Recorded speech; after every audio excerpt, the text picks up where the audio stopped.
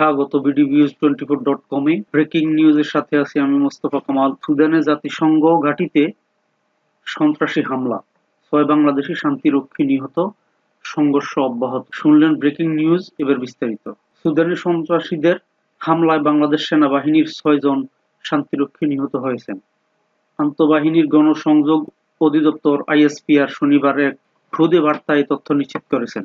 ISPR জানায়, সুদানের আবেই অঞ্চলে অবস্থিত জাতিসংঘের একটি ঘাঁটিতে সন্ত্রাসী অতর্কিত হামলা চালায়। এতে বাংলাদেশ সেনাবাহিনীর ৬ জন শান্তিরক্ষী শহীদ হন এবং আরও ৮ জন আহত হন। বর্তমানে সন্ত্রাসীদের সঙ্গে শান্তিরক্ষীদের সংঘর্ষ চলমান রয়েছে। প্রধান উপদেষ্টার শোক ও প্রতিক্রিয়া। ঘটনায় গভীর শোক ও উদ্বেগ প্রকাশ করেছেন প্রধান উপদেষ্টা অধ্যাপক মোহাম্মদ ইউনূস। শনিবার রাতে দেওয়া এক বিবৃতিতে তিনি বলেন, শান্তি প্রতিষ্ঠার মহান দায়িত্ব পালন করতে গিয়ে ৬ জন বীর শান্তিরক্ষীর শাহাদাত এবং আরও ৮ জনের আহত হওয়ার খবরে তিনি গভীরভাবে মর্মাহত। তিনি আরও বলেন, জাতিসংঘ শান্তি রক্ষা কার্যক্রমে বাংলাদেশের অবদান বিশ্বজুড়ে প্রশংসিত। এই আত্মত্যাগে একদিকে যেমন জাতির জন্য গর্বের, তেমনি অত্যন্ত বেদনাদায়ক। প্রধান উপদেষ্টা নিহত শান্তিরক্ষীদের আত্মার মাগফিরাত কামনা করেন এবং তাদের পরিবার পরিজনের প্রতি গভীর সমবেদনা জানান। একই সঙ্গে আহতদের দ্রুত সুস্থতা কামনা করেন।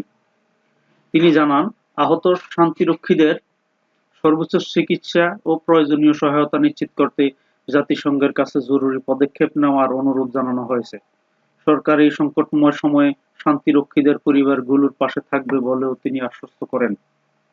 এ ধরনের হামলার তীব্র নিন্দা জানিয়ে তিনি বলেন, শান্তিরক্ষীদের উপর হামলা আন্তর্জাতিক শান্তি ও মানবতার বিরুদ্ধে গুরুতর অপরাধ। শান্তিরক্ষীদের নিরাপত্তা জোরদারে জাতিসংঘ ও আন্তর্জাতিক সম্প্রদায়ের কার্যকর ভূমিকা নেওয়া প্রয়োজন। ড্রোন হামলার অভিযোগ। বার্তা সংস্থা এএফপির তথ্য অনুযায়ী সুদানের কোরদোফান অঞ্চলের কাদুগলি শহরের জাতিসংঘের একটি ভবনে এই হামলা চালানো হয়। হাসপাতাল সূত্র জানায়, এই হামলায় ৬ জন নিহত হন।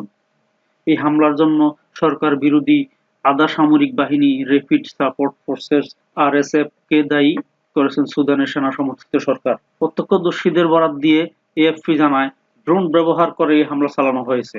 সেনাপ্রধান জেনারেল আবদেল ফাত্তাহ আল বুরহানের নেতৃত্বাধীন সার্বভৌম পরিষদ একে ভয়ঙ্কর উত্তেজনা বৃদ্ধি হিসেবে উল্লেখ করেছে। কাদুগলির কৌশলগত গুরুত্বপূর্ণ। গত বছরের নভেম্বরের শুরুতে কাদুগলি শহরে দুর্ভিক্ষ ঘোষণা করা হয়। শহরটি প্রায় ১.৫ বছর ধরে আরএসএফ এর অবরোধে রয়েছে। কোরদোফান অঞ্চলে কৃষিভিত্তিক এবং ৩টি রাজ্যে বিভক্ত। এটি একদিকে আরএসএফ নিয়ন্ত্রিত দারফুর এবং অন্যদিকে সেনাবাহিনী নিয়ন্ত্রিত অঞ্চলগুলোর মাঝখানে অবস্থিত হওয়ায় এর কৌশলগত গুরুত্ব অত্যন্ত বেশি। বিশ্লেষকদের মতে, সেনাবাহিনীর প্রতিরক্ষা ভেদ করে রাজধানী খার্তুম পুনর্দখলের লক্ষ্যেই আরএসএফ এই অঞ্চলের ড্রোন ও মিলিশিয়া মোতায়েন বাড়িয়েছে। আরএসএফ এর বিরুদ্ধে গুরুতর অভিযোগ। বিবিসির প্রতিবেদনে বলা হয়েছে, আরএসএফ গঠিত ২০১৩ সালে, যার মূল ভিত্তি ছিল দারফুরে কৃষ্ণাঙ্গ ও আরব জনগোষ্ঠীর বিরুদ্ধে গণহত্যা ও জাতিগত নিধনের অভিযোগ রয়েছে এই বাহিনীর বিরুদ্ধে। জেনারেল হামদান দাগানো, যিনি হেমেতি নামে পরিচিত, বর্তমানে আরএসএফ এর নেতৃত্ব দিচ্ছেন।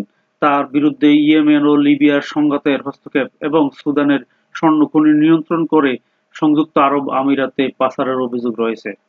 সুদানের সেনাবাহিনীর দাবি, আরএসএফকে সংযুক্ত আরব আমিরাত ও পূর্ব লিবিয়ার নেতা জেনারেল খলিফা হাফতার সমর্থন দিচ্ছেন, যদিও আরব আমিরাত এসব অভিযোগ অস্বীকার করেছে। এতক্ষণ শুনলেন ব্রেকিং নিউজ, আন্তর্জাতিক সংবাদ। বিডিভিউজ 24 চ্যানেলটি ভালো লাগলে সাবস্ক্রাইব করে পাশে থাকুন। আল্লাহ হাফেজ।